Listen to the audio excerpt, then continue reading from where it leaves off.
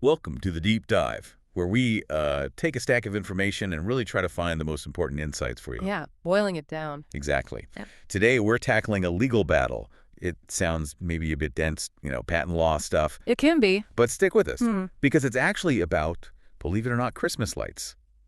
We're diving into Everstar Merchandise Co., Ltd v. Willis Electric Co., Ltd. Right, the festive world of patent litigation. We've got the court's decision right here, some notes. We're basically going to pull out the key bits for you, Yeah. the surprising parts, what it all means, without getting lost in the weeds. Trying to skip the jargon. And the core thing here, really, is this idea of obviousness. Was an invention obvious? And it hangs on this, really interesting point. Can just wanting to save money, reduce cost, be enough to make combining old ideas obvious? That's the $1,000,000 or maybe cheaper copper wire question. Okay, yeah, let's unpack this. So this case, it lands at the U.S. Court of Appeals for the Federal Circuit. That's the main court for patent appeals in the states. Right, the specialists. Yeah. And it got there after going through the Patent Trial and Appeal Board, the PTB. Correct. The PTB, that's part of the patent office itself. It's where folks can challenge patents after they've been granted, sort of an internal review. Okay. And Everstar was the challenger here. Yeah, Everstar challenged the patent. Willis Electric owned it. They were defending it. And the patent itself, Willis Electric's patent number, Yeah. 10,222,037. Decorative lighting with reinforced wiring. That's the one. Everstar went after a whole chunk of it, claims 1 through 33, but claim 1 was really the main event, the representative claim. So what did Claim 1 actually cover? Like, in simple terms, reinforced wiring for decorative lights. Pretty much. Think about those net lights, the ones you drape over bushes. Yeah. Okay, so the patent claim was specifically about the wires inside that net. It said they weren't just regular wires, they were internally reinforced. Meaning they had the electrical conductors, the bits carrying the power, but also extra reinforcing strands mixed in, all bundled up in insulation. The idea was to make the whole net stronger, more durable. Okay, got it. Stronger net lights. Now, in patent law, you can't just patent anything. Yeah. It has to be new, useful, and non-obvious. That's the key one here, right? Exactly. Non-obviousness. It means someone skilled in that area, like making light strings, couldn't have easily just looked at what was already out there, the prior art, and put it together. Okay. And the whole fight here was whether Willis's idea was obvious based on stuff that already existed. Precisely. It centered on 2 main pieces of prior art. What were they? First one was a patent called Kumata, U.S. patent 6,367,951, and the title is kind of revealing. Economical net or mesh light set. Ah, economical. Yeah. Right there. What did Kumata teach? Kumata talked about using non-electrical ropes, like actual ropes, instead of some of the wires in a net light. You'd fasten the ropes to the lamp socket Like ropes. to save money. The patent literally says, wire costs are perhaps the most significant element in the cost of a net light. So Kumata wanted to make them cheaper by using less of that expensive copper wire. Wow, okay. So Kumata is laser focused on cost, specifically expensive copper wire. What was the other prior art? That was Dublotis 120, another patent, US 8,692,120, title, Electrical Control Cable. This one described a different kind of cable structure. It had conductive strands wrapped around a polymer core. Sort of like the reinforced idea. And did Dublotis also mention cost? It absolutely did. Dublotis 120 was also about cost reduction. It says, and I'm quoting again here, copper is becoming ever more expensive, and it is important to find new cable structures that minimize the quantity of copper used. The goal was to reduce significantly the quantity of copper that is used. Okay, so this is where it connects, right? You have Kumata saying net lights use too much expensive copper wire, and you have Dublotis describing a wire structure, kind of reinforced, specifically designed to use less copper because it's expensive. Exactly. It starts to look like maybe someone skilled in the art facing Kumata's problem, expensive copper and net lights, might look over at Dublotis' solution, a way to make wire with less copper, and think, maybe I could combine these. And the obviousness question becomes, would that skilled person have been motivated to combine them? And would that combination naturally end up looking like what Willis patented? That's the crux of it, the motivation. Was cost reduction enough of a reason? Okay, so we have the players, the patent, the prior art. talking about cost. Hmm. What happened when Everstar first challenged this at the patent office, at the PTT? Read the backstory. So Everstar files this challenge at the PTA. They argue the Willis patent is obvious because of Kumata and Deblitis 120, among other things. Now, what did the PTP say first time around? This is back in 2021. First round, PTA sided with Willis, the patent owner. They said Everstar hadn't shown a motivation to combine Kumata and Deblitis. And crucially, they refused to even think about the cost reduction argument. Why not? They said Everstar brought it up too late, called it a new argument. So Everstar didn't just accept that, they appealed. They appealed to the Federal Circuit. That first appeal we can call Everstar I. And what happened in Everstar Way? That was 2022. The Federal Circuit looked at the PTB shutting down the cost argument and said, basically, nope, you messed up, PTB. They ruled the board had abused its discretion. Strong words. Yeah, it means they made a clear error. The Federal Circuit specifically told the PTB, go back, reconsider this, and this time you have to consider cost reduction as a possible motivation. They vacated the first decision and sent it back down. Okay, so the PT gets smacked down, told to look at cost reduction. Round 2 at the PTB, what happens? You might expect a different outcome, but no. In 2023, on remand, the PTB again ruled for Willis. Even after considering cost. Even after considering cost. They essentially said, okay, we looked at it, but we're still not convinced. Everstar hasn't proven the motivation to combine. Wow.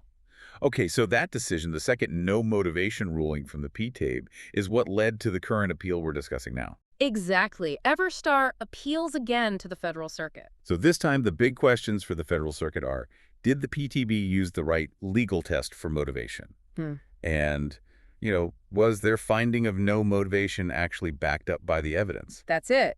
Everstar's big argument was about the legal standard itself. They said the PTB got it wrong by demanding too much proof. Like what kind of proof? Like needing Everstar to show exact calculations precisely how much copper would be saved, or the specific material properties you'd get from combining Kumata and Deblitis. And Everstar said that's not how obviousness works. Right. They argued that's way too rigid. They pointed to that big Supreme Court case, KSR. KSR says the obviousness analysis, including motivation, needs to be expansive and flexible. It's not a rigid formula. More common sense involved. Exactly. Think about real-world problems and solutions. They also cited another case, Intel v. PCT, saying a challenger just needs to show there was a known problem like expensive wire and that combining known solutions was within ordinary skill. That case literally said nothing more is required. You don't need a full business case worked out in advance. Pretty much. You don't have to prove it's the best possible solution or quantify every single benefit down to the last detail just to show there was a reason to try it. Okay, so what was Willis's counterargument? How did they defend the PTP's decision this time? Well, Willis basically doubled down. They said, no, Everstar just failed to prove the combination would actually reduce copper or cost. And didn't they try to use Everstar's own expert against them? They did. They pointed to testimony from Everstar's expert, Dr. Fantone, where he apparently said reinforced wires cost more than plain wires. Willis used this to argue, see, no cost savings. Sneaky. And they also brought up some other stuff, these secondary considerations, like maybe their invention was tied to new safety standards, trying to show it wasn't obvious. Okay, so the battle lines are drawn. Everstar, wrong standard, too rigid. Willis, no, you just didn't prove it. How did the Federal Circuit rule this time? The courts sided clearly with Everstar on the legal standard. They agreed the PTAB made a legal error, requiring that precise quantification of copper savings or properties. That was wrong. Why was it wrong, just to be clear? Because, like Everstar argued, the KSR standard is flexible, it's expansive, it doesn't require nailing down the exact numbers beforehand. The court explicitly said, we reject any precise quantification requirement as overly rigid and inconsistent with well-established precedent. So the PTA applied the wrong test. What about the facts? Did the evidence actually show a motivation based on cost, using the right test? Yeah, the court then looked at the evidence, the prior art, the expert testimony through the lens of that correct, flexible standard. And they concluded pretty strongly that the evidence supports only one conclusion. A person skilled in making light strings would have been motivated by cost reduction to combine Kumata and Deblitis 120. What specific evidence pointed that way? Well, first, both Kumata and Deblitis explicitly talk about the high cost of copper and wanting to reduce it. That's huge. It shows the problem was known and solutions were being sought. Plus, Everstar had presented expert testimony explaining how the combination could work to reduce copper. Wasn't there something dramatic that happened at the hearing? A concession? Ah, yes. This was pretty key. During the oral argument before the Federal Circuit judges, Willis's own lawyer basically admitted something important. What did they admit? Willis's counsel conceded that, yes, the proposed combination of Dublatis 120 and Kumata would, in fact, reduce the amount of copper compared to just the Kumata design alone. Wait, what? The lawyer for the company arguing Everstar didn't show copper reduction admitted the combination would reduce copper. Exactly. It was a major concession, and you can bet the court noticed. They pointed it out in the decision, saying this concession totally undercut the PTB's main reason for rejecting the cost motivation argument. Ouch. Okay, so that damages Willis's case significantly. How did the court deal with Willis's other points, like the expert testimony? They addressed them directly. Regarding Dr. Fantone's testimony about reinforced wires costing more, the court said Willis had basically taken it out of context. How so? Dr. Fantone made that comment when discussing a different potential motivation increasing strength. He was saying essentially, you wouldn't add cost for strength unless you actually got the strength benefit. It wasn't a blanket statement that this specific combination wouldn't save copper compared to the original Kumata wires. The court said Willis misrepresented it. Okay, context matters. What about the idea that maybe there were even cheaper ways to make wire? Does that mean this combination wasn't obvious? No, the court rejected that too. They cited that Par Farm case again. It basically says you only need to show your proposed combination is a suitable option to solve the problem, not that it's the absolute best option or the cheapest one imaginable. So just because a theoretical, cheaper alternative might exist doesn't save the patent if this combination was obvious. Right. And finally, those secondary considerations, the UL standards thing, the court just wasn't convinced. They found the evidence flimsy, a weak temporal link, testimony from just one person not enough to overcome the strong evidence of obviousness based on cost reduction. Okay, so pulling it all together, PT used the wrong legal test. Under the right test, the evidence clearly showed motivation from cost reduction. Willis's lawyer even conceded the copper reduction point. What was the final verdict on Willis's patent claims?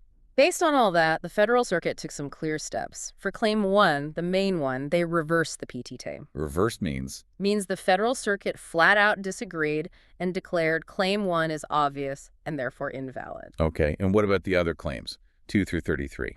For those, they vacated the PTAB's judgment. Vacated means wiped clean. The PTAB's decision on those dependent claims was thrown out because it relied on Claim 1 being valid. And then what happens? They remanded the case, sent it back down to the PTAB. The PTAB now has to reconsider Claims 2 through 33, knowing that Claim 1 is officially obvious. Got it. And I assume Willis had to pay Everstar's costs for the appeal. Yes, costs were awarded against Willis. Losing the appeal usually means you pay the other side's court costs. One last thing you mentioned, this decision was non-precedential. What does that mean, practically speaking? Good question. Non-precedential means this particular ruling doesn't create binding law for future unrelated cases. Other courts don't have to follow it. But it matters for Everstar and Willis. Oh, absolutely. It's legally binding for them. It settles the obviousness of Claim 1 in this dispute and corrects the PTAB's error in this case. And while not strictly binding on others, the reasoning, how the court applied the flexible KSR standard here, could still be, persuasive for lawyers arguing similar points in other cases. Okay, so let's zoom out. What's the big takeaway from this deep dive into Christmas light wiring patents? Well, I think for you listening, it really shows how appeal courts keep an eye on agencies like the PTA.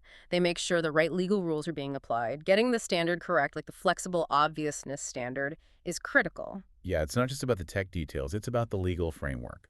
Exactly. And it reinforces that obviousness isn't always about some genius leap.